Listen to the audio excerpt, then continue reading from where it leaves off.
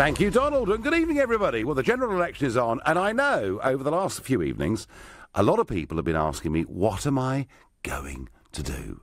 Am I going to stand? Am I not going to stand? Am I going to go back for the Thanet South constituency? What am I going to do?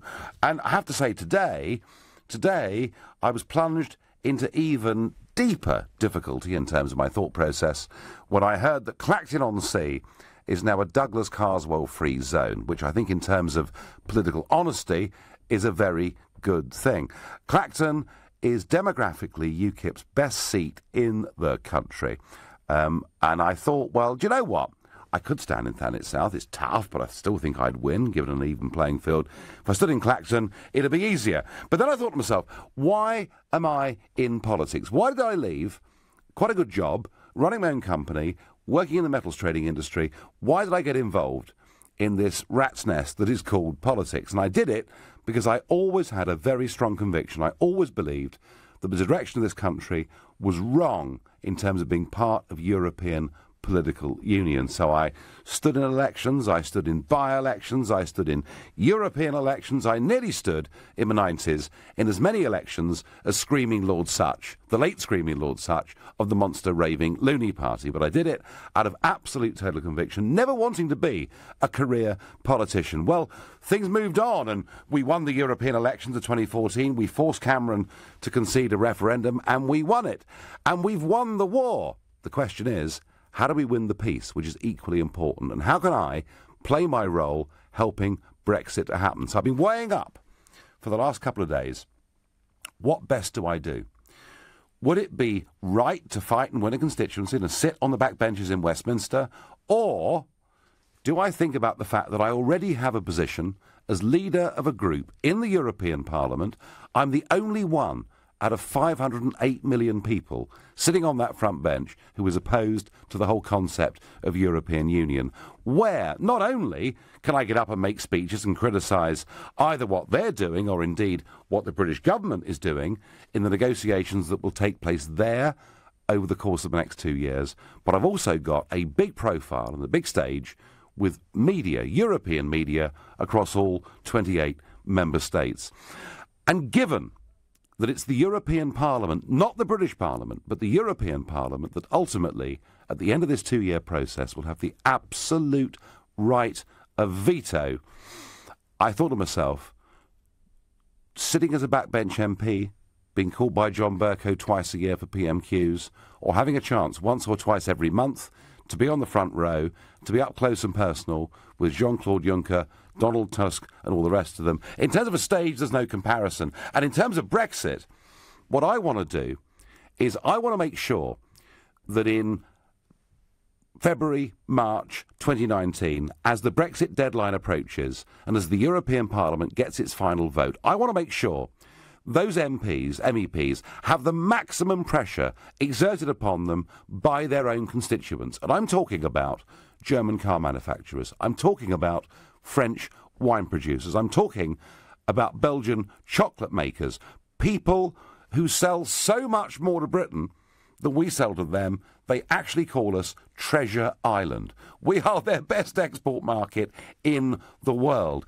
And I believe that by using my, well, some may say fame, others may say notoriety, it doesn't really matter, but I've got a chance to travel round those big European cities and to say to people, don't vote, don't support MEPs who are standing for re-election, who will block Britain having a sensible free trade deal exit, because if you do that, you'll cost people jobs in those constituencies far more than you'll ever hurt people in the UK. So for all of those reasons, I've decided I will not stand in this general election, but I will stand absolutely foursquare behind Paul Nuttall, behind UKIP, and I think it's very interesting. The last couple of nights, callers saying, I've got to vote for Theresa May because, you know, thing is, if she doesn't win, there's going to be this progressive alliance of Labour, the Lib Dems and the SNP who will form the government and reverse Brexit. I have a feeling that over the course of the next few weeks, you're going to see the Tory poll lead so huge that actually the idea that anyone can win, other than the Conservatives, will be out of the window. And I think in that situation, a lot of voters will come home to UKIP. That's my view. I'm happy to take any calls, any comments on what I've done. You may think I've done the right thing. You may think I've done the wrong thing. But let me know. Call me on 0345 6060 973.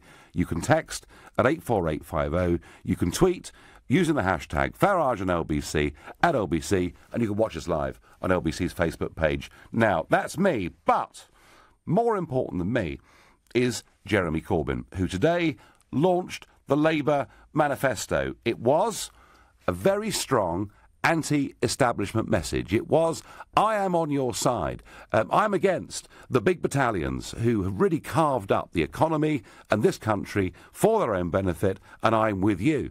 It was, I suppose, perhaps the most left-wing manifesto that has been seen since Michael Foot back in 1983. But he was talking about fairness. He was talking about being on the side of ordinary people against the rich, against the wealthy, against the big businesses. And I know from this programme that there are many of you out there that think the man is very genuine and very sincere in what he says. But there is, I think, a little bit of a problem. One, and you may think this is ridiculous, but last night I sort of half joked. I said, the trouble with Corbyn is he can't actually do his tie up straight. Did you see him today? Did you see him at the launch? The tie was sort of round here somewhere. I mean, it looked to me to be a shambles. Perhaps I'm old-fashioned. Perhaps I'm completely out of date. But that's how it looked to me. But the bigger problem is that on Brexit, on the attitudes towards Brexit, which without any shadow of a doubt is the dominant issue in this general election campaign, he was, frankly, all over the place. He said in his speech, he point-blank refused to rule out asking for a second referendum on the ultimate Brexit deal. And then later in the day, John McDonnell said that the government should put the deal to Parliament and possibly to the country overall. So it looked like at lunchtime the Labour Party were backing a second referendum, and yet within a few hours it was perfectly clear that they were ruling out backing a second referendum. And I think that on the biggest issue that faces voters in this general election, what this launch today has shown is that, frankly, the Labour Party is a shambles. And I said last night, can anyone please ring in and tell me what Labour's policy is on Brexit? And after today's launch, I'm even more confused. Anyone out there that knows where Labour really stands on this key issue in this election, call me. So the question I'm asking you is, do you believe that Labour is a credible threat in this general election? Call me 0345 60 60 973, text 84850, tweet using the hashtag Farage and LBC at LBC. I'm going to go to Paul in Deal in Kent. Deal, of course, a constituency, Paul, that has been Labour, has been Tory, has been Labour, a real marginal. Absolutely, but one thing I've got to say straight away, Nigel. First of all, nice to speak to you, but secondly, I hear the passion and the enthusiasm in your voice, and I think you're wrong by not standing. We need you. You're the only one that's got the balls to stand up to the establishment and make sure this happens, and I think you should stand and make sure that this carries on through. And second, because you need to help me. You need to help me and the many others like me who are going to be on the fence. I used to support Labour, but now they've got that weasel of a scarecrow running there. I can't stand it, so I'm out of it. I'm not a Tory, and I voted UKIP last time. Right. So now what do I do? You know, I think UKIP hasn't got much running ground anymore without you being in there. Labour, I can't stand. The others, the Lib Dems and the Greens, who the hell are they? And well, the Conservatives are going to win it, but I don't agree with their manifesto, and I'm not alone.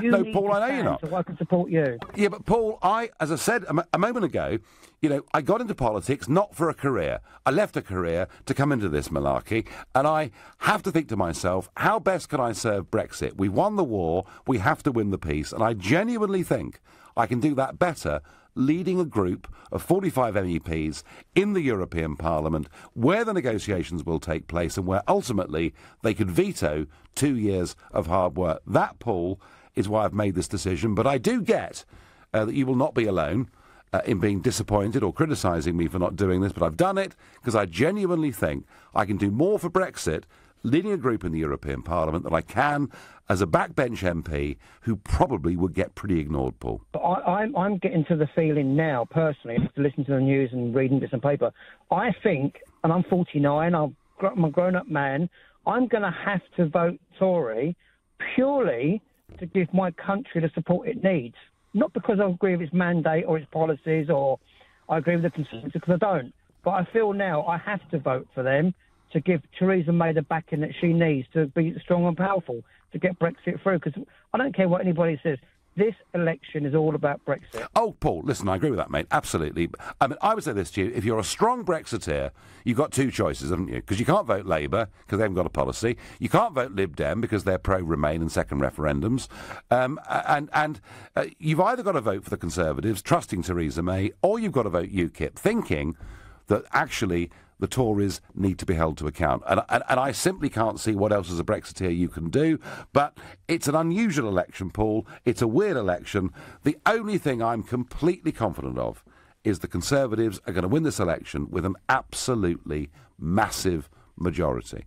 But, you know, I mean, if anybody out there who's a Brexit voter thinks I'm wrong and thinks they're going to vote for somebody else, let me know. Paul, in delightful Deal in Kent, where I was last Friday. Thank you very much indeed for your call. I'm going to go to Sigra in Nottingham. Good evening. Good evening, but it's Syra. Syra, I apologise.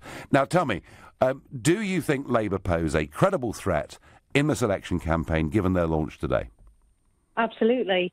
There's no reason why Labour will not win, because half of the Conservatives, they're under investigation for fraud anyway. So, however, if there was going to be a possibility for Conservatives to win, that is certainly not going to happen. Well, look, Sarah, it isn't half of them, and I made this point on Tuesday on this show that perhaps up to 20 MPs and constituencies are under investigation, and the Crown Prosecution Service have said that up to 30 people, including 20 MPs, may well. They may not, but they may well face prosecution. So it isn't half of them. And in a way, I think what Theresa May has done by calling this election, partly because she feared a slew of by-elections, but also she wanted to draw a line under the old Conservative Party run by Cameron Osborne to say we're now running a clean campaign. I don't think that's going to hurt them here, do you? I completely disagree. I believe the reason why she's called for a slap election is because she knows she's going to lose. One, there's no way she's going to get a good deal. Nobody actually likes her in the EU. She will never be able to get a good deal for us. Secondly, I'm sure she's part of the investigation. Well, if she certainly isn't now, she definitely will be, because I'm positive she's got her hand in it. But regardless of that, what I found comical, and the reason I'm actually ringing up, is that you've actually put a statement on there saying that I've decided not to take part in the general election. My question to you is, why would we vote for you even?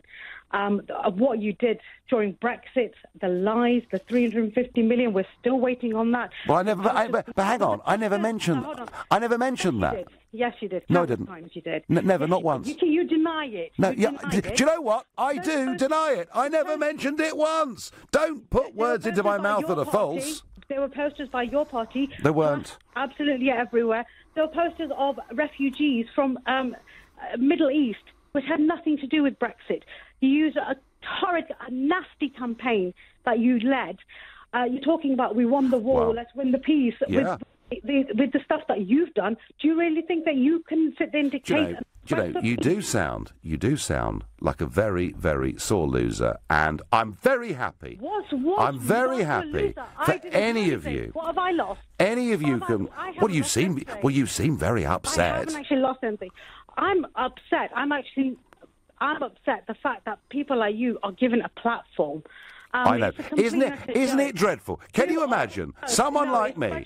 Can you really imagine that someone like me, who led a party in 2014 to winning a national election, something that had not been done since 1906 by either the Labour or the Conservative parties, should have a platform? Can you believe it? Isn't it ghastly? And, you know, I'm happy for anyone to ring up and disagree, but please, please get your facts right, because I'm afraid that one wasn't correct. Right now, you're listening to the Nigel Farage Show, exclusively on LBC.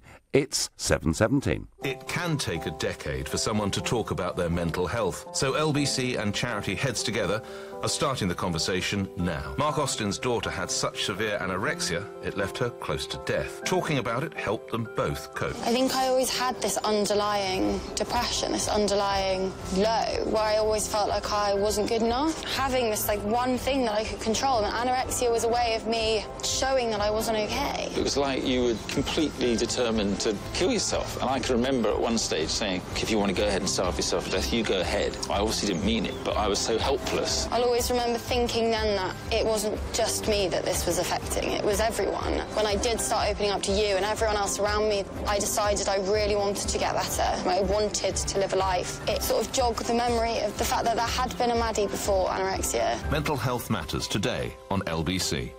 Are you confused about PPI?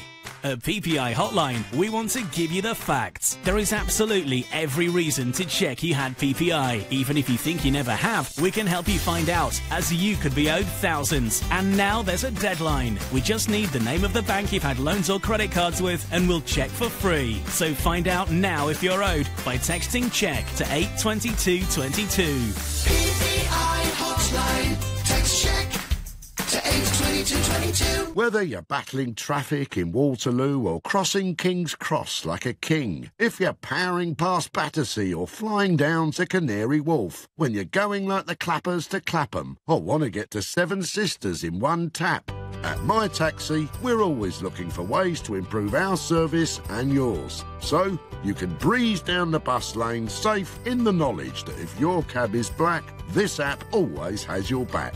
My Taxi, the black cab app. Yes, I'm happy to confirm. You've certainly got £1 million. Yes! Oh my God, I love you! I love you so much. No, you're lucky to do. I'm sorry. Oh my word. You take care. Lovely thank you speaking so to you. much. I know. At least 6 millionaires are made every week with the National Lottery. Game rules and procedures apply. Players must be 16 or over. When your grandma fell and broke her hip, it crippled the whole family, especially you.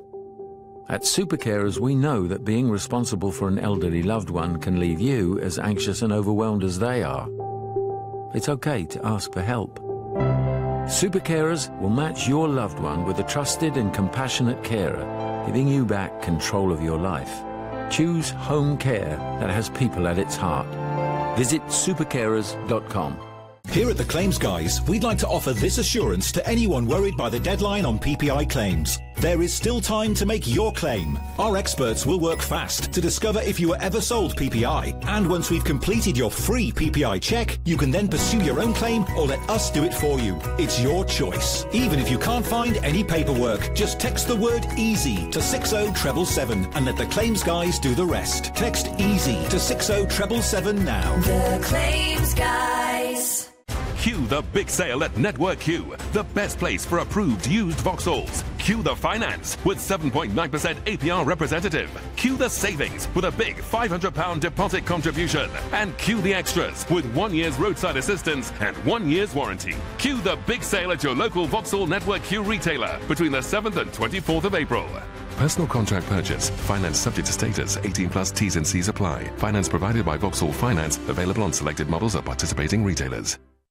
This is LBC, the Nigel Farage Show. Call 0345 6060 973. Text 84850. Tweet at LBC using the hashtag Farage on LBC.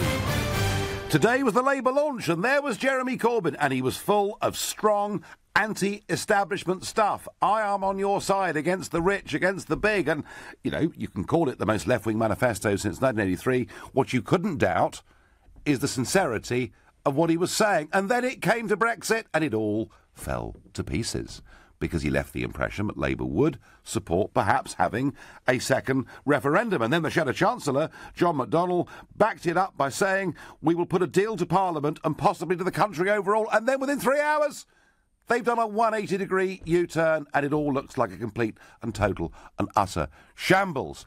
And I have a text here that says, Nigel, I know you fancy yourself as a politician, but commenting on someone's tie is a bit pathetic.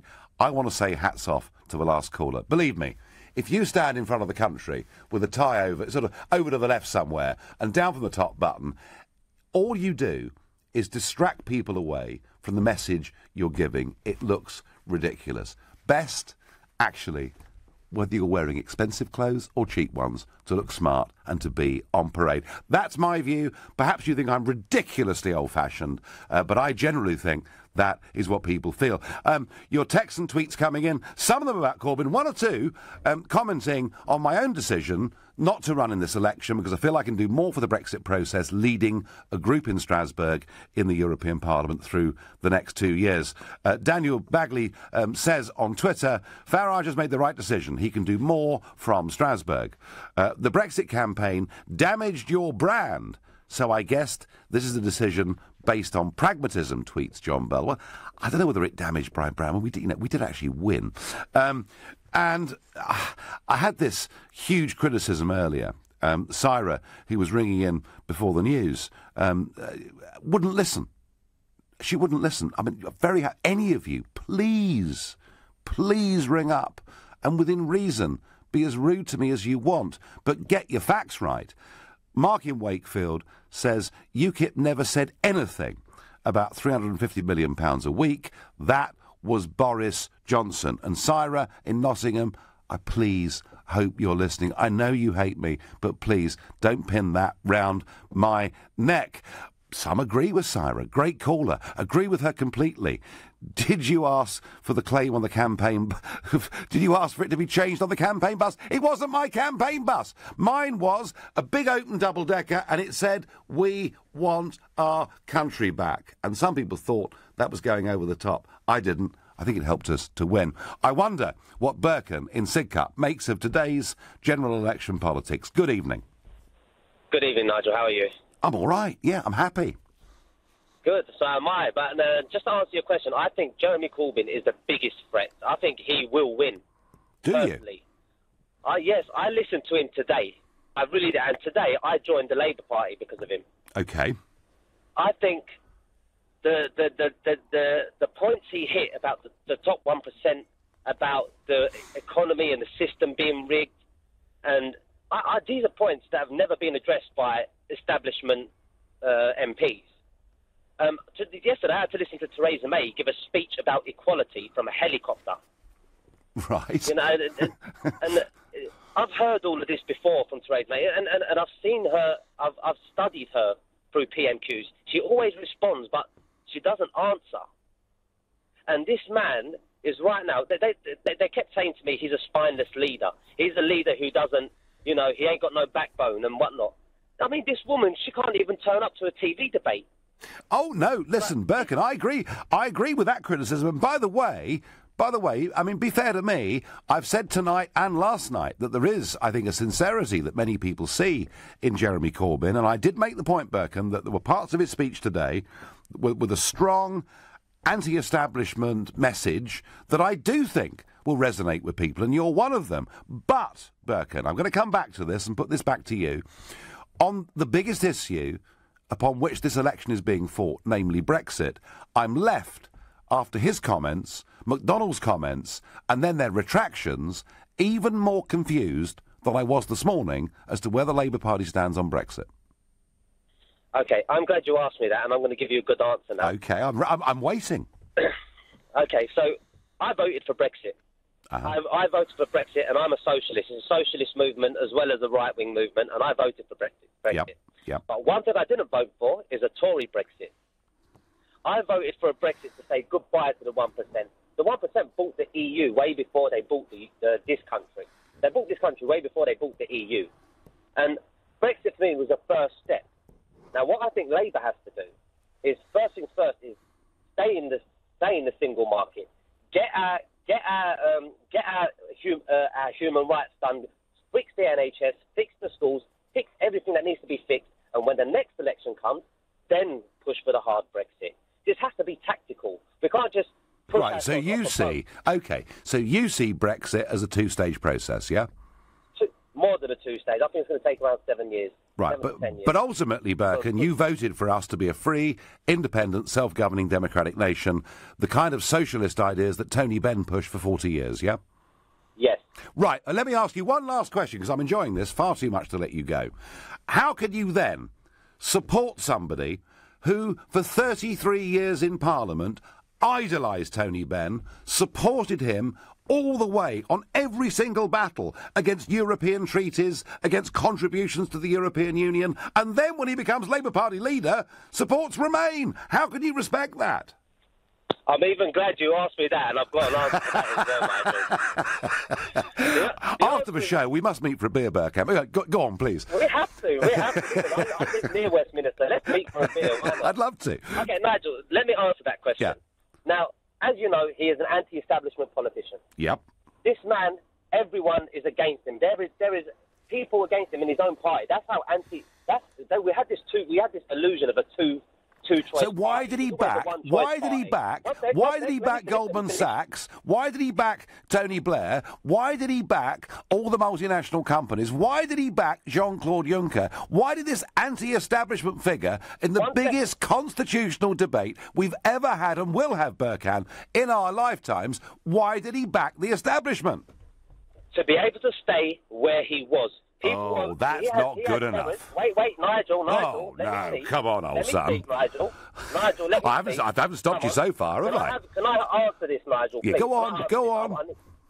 Okay, the party was against him. He had to stay in power, but he didn't protest. He didn't go like, yes, let's stay in here. Let's stay. He done it to make his backbenchers happy. He was afraid of his backbenchers, and he needed to stay in power. Okay, right. He did not go as far out. But now look at him now. I guarantee you, this man, he has been anti-EU his whole life. We are out. No.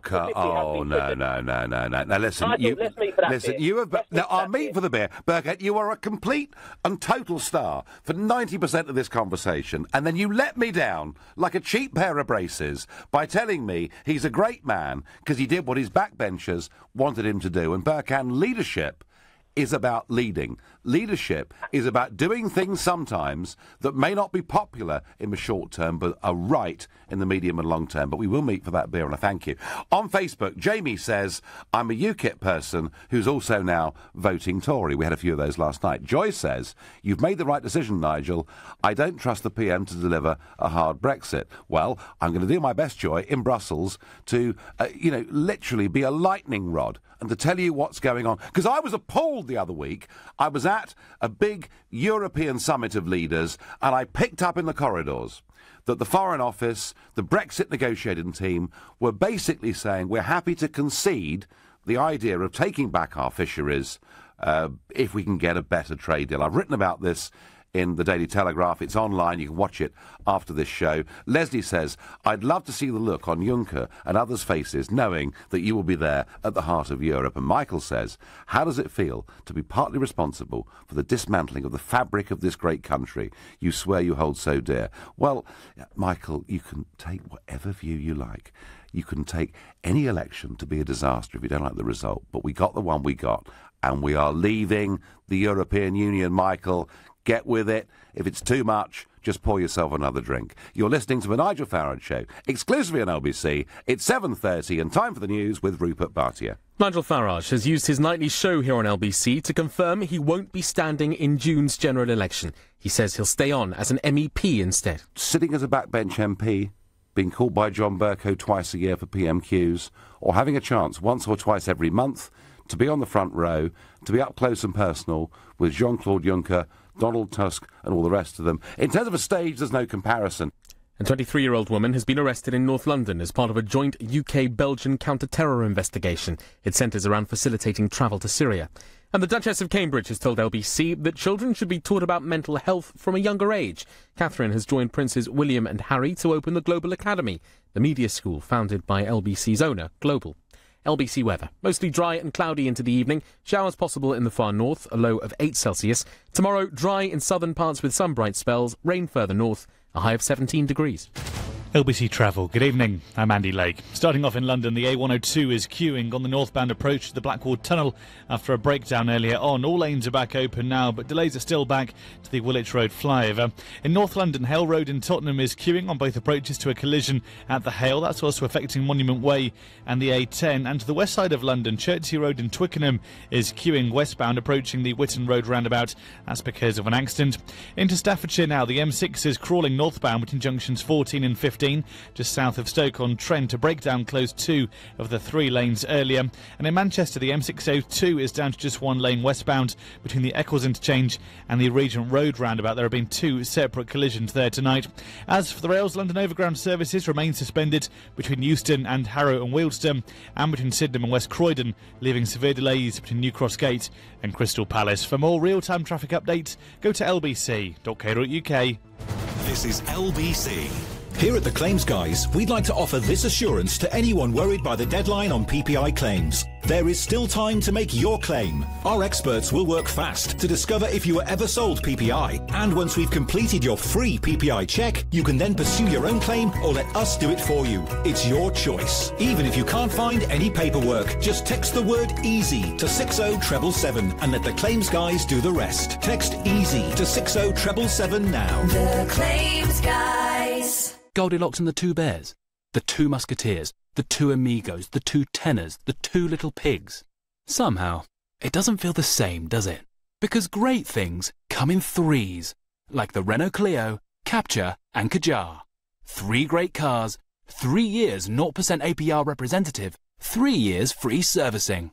Renault Finance, over 18s, subject to status. Order by 15th of May and register by 30th of June. Servicing limited to 30,000 miles. Participating dealers, T's and C's at renault.co.uk/offers. The multi-York Spring Sofa Sale is now on, so don't miss big savings of up to 40% off all sofas, chairs, living room and dining ranges. And for a limited time only, there's also an extra 10% off everything. Visit us in-store now or go online at multiyork.co.uk. The multi-York Spring Sofa Sale, now on. I wish I could create content like videos and music. I need the skills to bring my ideas to life. I wish I could get trained up for a media career. While studying for my GCSEs and A-levels.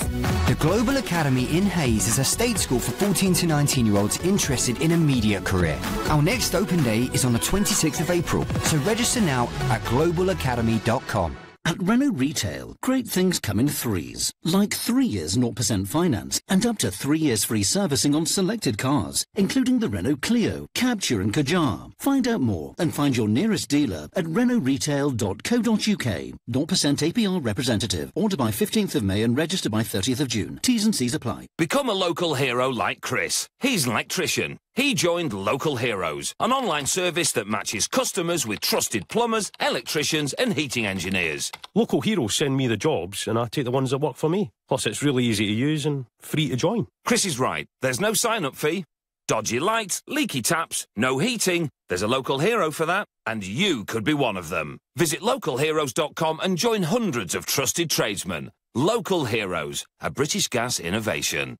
Leading Britain's conversation, The Nigel Farage Show. Tweet at LBC using the hashtag Farage on LBC.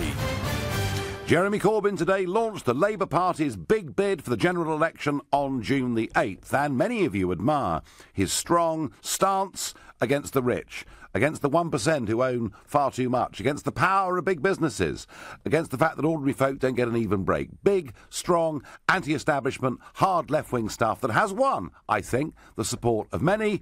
But when it came to Brexit, oh dear, dear, dear, it was a complete and utter shambles, and we end the day, I think, more confused as to where Her Majesty's loyal opposition stand on this great issue than we did at the start of the day. And I'm asking you, are the Labour Party a serious, credible threat to the Conservatives in this general election? I frankly don't see, after today's launch, how they can be. Also, I've announced tonight I will not be standing in this general election, believing I can help the Brexit cause better, given my front row seat in the European Parliament in Strasbourg, overseeing these Brexit negotiations and the final vote, whether the European Parliament may have a veto. So I'm taking calls, texts, tweets, Facebook messages on all of those things. And on text I get, totally understand your decision not to stand at the election, but hope in 2019 after Brexit you will stand for UKIP at the earliest by-election. We will need you in Parliament, says Jan from Bromley. You're very sweet, but there are 2 torrid years to go before I'll even think about that. And Steve on Twitter says, don't you think a large majority would be bad for the country? Well, one of the criticisms of Mrs Thatcher was that when she got a majority of 144 in 1983, frankly, it was too big, and she wasn't being held to account for things that were done in Parliament.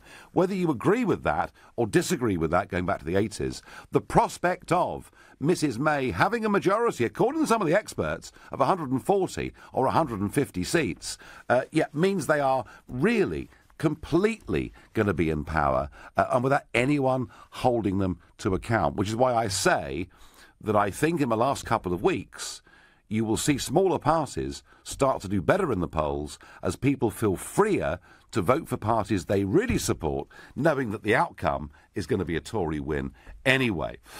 Why do you say that General Election 17 is all about Brexit? Didn't we already have that referendum? NHS, education, etc., also important, says Andrew Suze. Yeah, they are all very important, but don't delude yourself. Brexit will dominate this debate over the course of the next 6 weeks. Nigel, Corbyn can say what he likes. His MPs don't respect him. His policy of no second referendum means nothing when the leader is not in control, says Steve in Winchester. And what I love here, David in Northern Ireland says, glad you're staying in the European Parliament, Nigel. We need you there to make sure the European gangsters keep the violin cases under the table. David, I don't recommend you visit Brussels anytime soon. You'd be even less popular than I am. But I'm going to ask Pat from House and Regis. Pat, how do you feel? How do you feel? Either about my decision not to stand or about Corbyn being a credible threat? Evening, Nigel. Good evening. I feel you've made a very poor decision. Yep. I'm very disappointed as a UKIP member and a supporter. Yep. I also think whereas you've strengthened UKIP, to a certain extent we had 6 million votes in the last election. The vast majority of those votes will just swave over to the Tories, and I think then you'll be responsible for the demise of UKIP. Oh, because thank you. It would just fold. It would just fold. Because well, let's get the facts right, Pat, first. Well, can I just finish? If you were standing in Clacton, you will bolster that support all over the country. They know you're there. They know you're going to do well. And it will bolster the support for UKIP. UKIP will be around, and we need UKIP. If UKIP go, then who's going to look after the indigenous population, which is in the majority?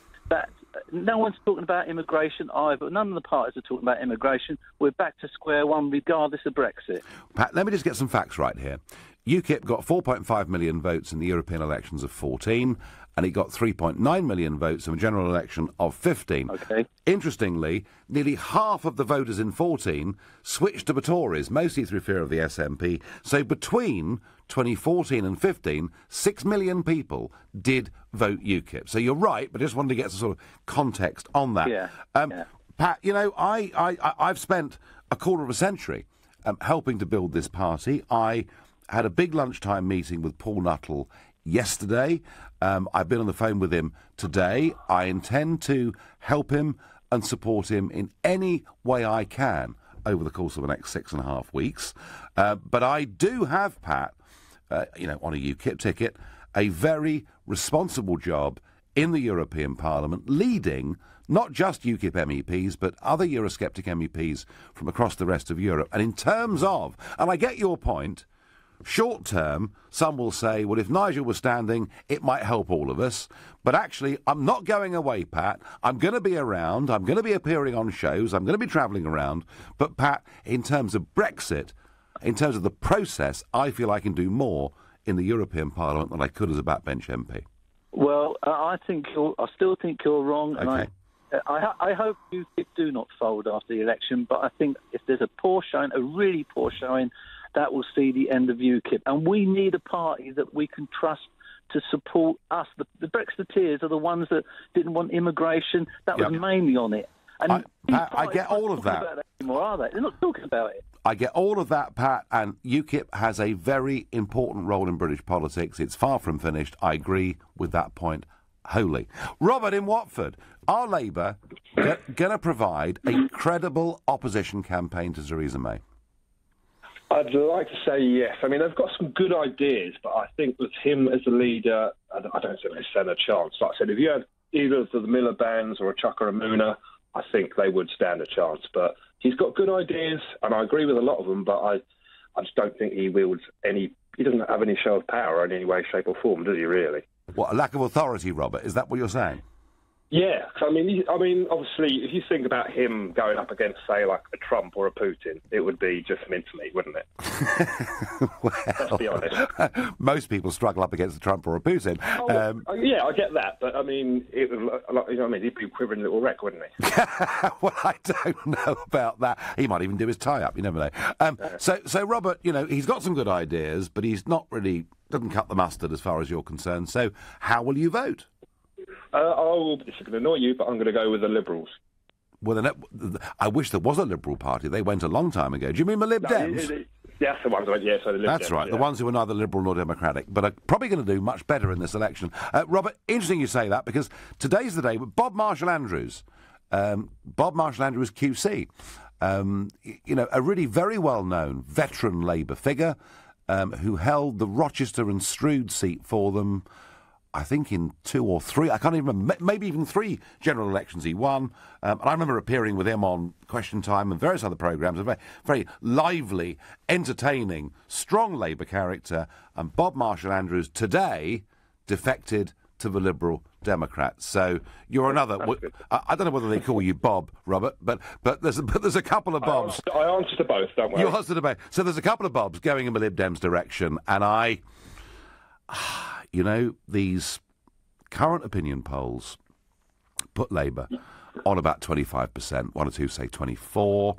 A lot of the experts will tell you that this is the absolute rock bottom that Labour can ever sink to, and they're going to bounce from here over the next few weeks. And just looking at that total, I'm sorry, but shambles of a launch when it comes to Brexit, maybe some great stuff on other things, I think they could fall further still. And there is something I'd like to ask you, Nigel. Yeah, do. If that's okay.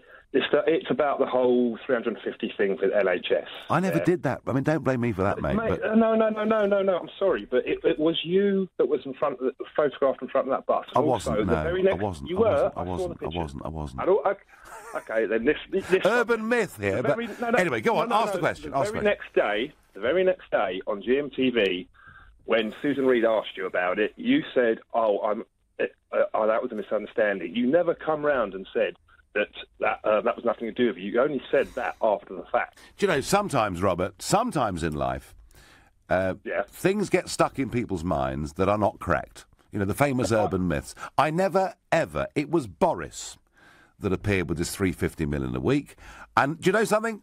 I'll tell you this. I had dinner with Michael Gove, a private dinner with Michael Gove, during the campaign, and I said, that figure, Michael, is crackers. You know, that may have been in private. Make it 200 million a week, and it would be credible. But this figure is too high, and I begged them to get rid of it, and they didn't. But please, you know, you can criticise me for all the things I've said and all the things I've done, but not the ones that I'm not directly responsible for. Also, in the debates, again, before the Brexit vote, when the whole Project Feared of their thing, they were questioning you about it. Again, you weren't saying then that's nothing to do with you. You're changing your story. That's why. No, I'm not changing my story, Robert, in Watford. I do many things, but I don't change my story. It's nothing to do with me. I'm going to get Boris in one night and get him to grovel and apologise to me and everybody. But, Robert, I thank you very much for your call. Labour voter there, going Lib Dem. Don't think he's on his own. Right now, you're listening to The Nigel Farage Show, exclusively on LBC. It's 7:45. Coming up at 8 on LBC, Clive Bull. Jeremy Corbyn has vowed to overturn a rigged system and give power back to the people. Does his anti-establishment campaigning convince you? Clive Bull on LBC. Well, happy driving. Cool. And who's that lying on my X-Trail's roof? Oh, that's Mike, giving the sunroof seal a final once-over. So if you could drive a little bit slower. Because we know every Nissan from top to bottom, you get even greater peace of mind. So visit Nissan's used car event from the 7th to the 24th of April, where you could drive away a used 15-plate X-Trail from £18,441. Subject to availability at participating dealers. Google Nissan Cared For to find your nearest dealer. The Multi-York Spring Sofa Sale is now on, so don't miss big savings of up to 40% off all sofas, chairs, living room and dining ranges. And for a limited time only, there's also an extra 10% off everything. Visit us in-store now or go online at multiyork.co.uk. The Multi-York Spring Sofa Sale, now on. Whether you're looking to get to Barnet with the wind in your hair or to hammer down to Hammersmith, if Piccadilly's like a circus, or you need to trim your time to Shepherd's Bush. When you want to wing it to the Angel and beat the herd to the Elephant and Castle. Whether it's tapping into the knowledge or breezing down the bus lanes, no one knows London like black cab drivers. My Taxi, the black cab app. Come to Galliard for brand new apartments at Orchard Wharf, London E14 from under £400,000 with estimated yields of up to 4.3% and deposits spread over 2 years. Orchard Wharf is only a 5-minute walk from the DLR, where you can connect to the tube in 2 minutes and arrive at Canary Wharf and next year's Crossrail in just 4 minutes. We're priced to sell and will fully furnish your apartment free of charge. Join us on Thursday the 20th of April from 5 p.m. till 5 p.m. Saturday the 22nd of April at the Crown Plaza Hotel XL, London E16 1AL. Call 0203 770 6300 or visit galliardhomes.com. That's galliardhomes.com. Oh, the garden's an absolute mess. It's my turn to have the cross-stitch crew round for tea and Battenberg. I'll have to get a landscape gardener in and a wildlife expert. It's a jungle out there. We could be eaten alive by those deadly flutterbugs. Oh, relax, relax. It's Trust a Trader. Marvellous local tradespeople who've been tried, tested and reviewed. All specialists in their areas, from landscape gardening to pest control. Oh, visit trustatrader.com. Trustatrader.com. Don't miss the Nissan Cared For used car event. On until the 24th of April at all 14 Glyn Hopkin Nissan dealerships. Search Glyn Hopkin Nissan. The Nigel Farage Show on LBC. Well, Jeremy Corbyn has launched and some big, strong, anti-establishment stuff that is resonating with some, but on Brexit it was a shambles, and I've announced I'm not going to stand in this election because I think I can do a better job for Brexit leading a group in the European Parliament. Andrew on Facebook says to me, is it not possible to be an MP and an MEP? Can't you quantum leap between the two places at once? Andrew, no, it was. And I remember when I first got elected there, Ian Paisley, the late Ian Paisley, the Reverend, was an MEP, an MP and a member of the Stormont Assembly. But no, the rules are very clear. You can only be in one parliament at a time. Otherwise, I would not have an issue with this, and I would have put my name forward for the general election. But I am really fascinated whether you think that Corbyn can, over the course of the next few weeks, you know, I mean, he obviously talked the talk today that he's going to surprise everybody. He had to say that. But is he going to provide credible opposition over the next few weeks? I just don't think he can. I really don't think he can. If you cannot articulate a simple message on the dominant issue of the campaign, then to me, what hope have you got? But maybe Ayo in Leicester is going to put me right. Hello there, Nigel. Nice to speak to you. Good evening. I've got a question for you. So you capitalised on this anti-establishment sort of, view that a lot of people have in the UK, and then Brexit happened. Yes. You had Donald Trump in America who capitalised on a similar thing, and that's true. He won. That's true. And today you've got Jeremy Corbyn, who's, as you said many a time on your podcast, has a message that will resonate with quite a few people. In fact, a lot of people who probably voted for Brexit could empathise with what he said about being anti-establishment. So why can't he be or win in 7 weeks? Well, that is a very, very good question, because I looked at the text of that speech and I sort of half saw it live, and do you know what? I had the same thought as you, that some of that rhetoric was similar to the Brexit campaign. It was similar to the Trump campaign, and somehow, coming from a North London intellectual socialist, it just doesn't seem to be somehow quite believable. Why not? He's a man who stood up for working people, or for the people who are, the most disadvantaged, the least advantaged in society, for all of his political career. And now you have him standing up as the leader of the Labour Party, coming out and saying, "Look, guys, I'm here for you." Why aren't people going to vote for him? I do understand. And sorry, I'm going to cut you off again. I do apologise. Go on, I just want to get one thing. Yeah. One point I want to make is you are a fascinating human being. I watched your life stories with Piers Morgan. Yeah, that was and even though I probably disagree with 99% of what you say, I honestly kind of warm to you. I have to be honest. But the way you went about Brexit, I mean, it's something to admire, even though I probably disagree with. Well, I was out. It's something to admire. I was out to win, wasn't I? I was out to win. Absolutely, you were for so many years, and you have, even though I'm completely against Brexit, I would say you have to admire that. Now you've got a guy who's been campaigning for 20, 30 years, similar to what you did. Yeah.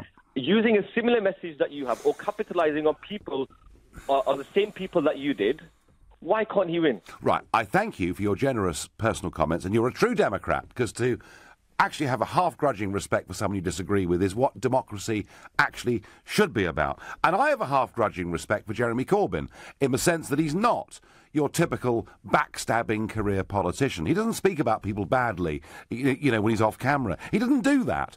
And I do think the anti-establishment stuff that he puts out, I think he believes it, and he's always believed it. I'm not sure that it quite resonates, but my problem, AO, and I've said this before tonight, but I'm going to say it again to you, my problem is, how can I take him as being utterly sincere when on this crucial issue of Brexit, when Corbyn, as one of the arch-Bennites, who ever since he first entered Parliament in 1983 has argued, and indeed John McDonnell is deputy too, they both argued that EU membership destroyed British democracy and was bad for working people, and now they're part of the Remain camp, and they still appear to be there. I think, I would have to agree with that today, was really unclear. I think that will be cleared up over the next few days anyway. But hang on. It's only a 6-week campaign, and like it or not, this will be the dominant issue of the campaign. And to get off on the start they have today, frankly, is catastrophic. No, I appreciate that absolutely, but that'll be cleared up in the next few days. If he's got his I read something today where it was like 7 or 8 of his different policies. I saw it on a Facebook post that he shared himself on his personal Facebook, and every single one of those policies, I think, will resonate with a lot or the majority of people in this country. And I want to put this to you now, if he clears up Brexit and says Brexit means Brexit, just like Theresa did, right? Will you back him in this election? Well, I tell you what. You've said this on your whole pod, on the whole, however long you've been on the radio today, you've said, I agree with morally, what he's saying, I agree with most of it, but just this one thing, Brexit was something that do you know what, Ayo? I tell you what I do. If he comes clean and says, look, I did back Remain in the referendum because otherwise I could not have stayed as leader of the Labour Party. I'm sorry, it was not the most honest decision of my life, but I'm now going to come clean. I think Brexit's a very good thing, and we in the Labour Party will harry the government and make sure that the British people get the best possible deal from it. Not only will my respect for Corbyn go up, but I will then say, AO, on this show, that actually he is a credible alternative to Theresa May in this general election. I thank you for your fascinating call. On Facebook, Justin says, Nigel, what exactly can you do more in the European Parliament? Please enlighten us. Thanks. I'm going to repeat this. We leave at the end of March. In May, there are European elections. All around me, there are MEPs saying we're going to punish Britain. Even if you negotiate a good deal, at the end of the 2 years, we are going to veto it. So what I want to do, and like it or not, Justin, I've got a very big profile with media across the entire European Union. In fact, I'm probably more than any other MEP. out there in Brussels and Strasbourg. I want to go to Munich and give a speech. I want to go to Reims in France and give a speech. I want to go to Bruges in Belgium and give a speech. I want to make media. I want to say to people, don't vote for MEPs who will veto a sensible free trade deal with the United Kingdom, because that will cost you jobs in your area. And I want to try and exert as much pressure on those MEPs and on the next European elections as I possibly can. And I think I'm the only person in a position, frankly, that could do that. Good evening, Nigel. Whoever mistakes your good self for Boris Johnson, re the 350 million a week, should go to Specsavers, says Gaynor in Hull. Thank you, Gaynor. You know, the bus suggestion. Nigel was part of the Grassroots Out campaign. The bus was from Vote Leave, says Claire, and she's absolutely right. And I'm going to ask Kim in Newcastle. Kim, could Corbyn pose a threat in this election? Is he credible? Yeah, he's definitely credible, and I think he is the underdog, which makes him favourable to some people. Yes, I get that. And Brexit was the underdog, and Trump was the underdog, and underdogs can win sometimes, but when they're 23 points behind in the polls, goodness gracious me. Well, you know what? You can't trust politicians nowadays, right? I think a lot of people agree with that. Yeah. So how can we evaluate how to judge these human beings? Maybe how they deal with the weak, the vulnerable in society? Do you not think that's a good argument? Well, Kim, I mean, one argument is to evaluate how they deal with the weak. Another argument is to evaluate how much wealth they can create so we got the money to help support the weak. And these are all the great arguments. Kim, I'm going to have to let you go. I've run out of time. I apologise. There are loads of you that want to get involved in this debate tonight. My final thought is, whilst we're obsessing on the general election, on whether Corbyn looked like a bit of a dud today, on whether May is sincere, something else is going on across the channel. On this Sunday, the French presidential election will go through its first round. There are 4 candidates vying to get through for the runoff to the last 2. I will predict now that Marine Le Pen will get through to the final round. I don't know who she'll be against, whether it's the ex-Prime Minister Fillon, whether it's Macron, whether it's the outside left-winger Mélenchon, I don't know. But look at those French elections. They matter hugely, because when that second round comes, on the 7th of May, if Le Pen was to win, then Brexit, frankly, was nothing. It'll be the end of the European project. You've been listening to the Nigel Farage Show on LBC. I'm back on Monday evening from 7 when we know the result. Coming up at 10, it's Ian Collins. But up next, it's Clive Bull. Nigel, thank you. And we'll continue this conversation after the news at 8. Jeremy Corbyn, as we've been hearing, he's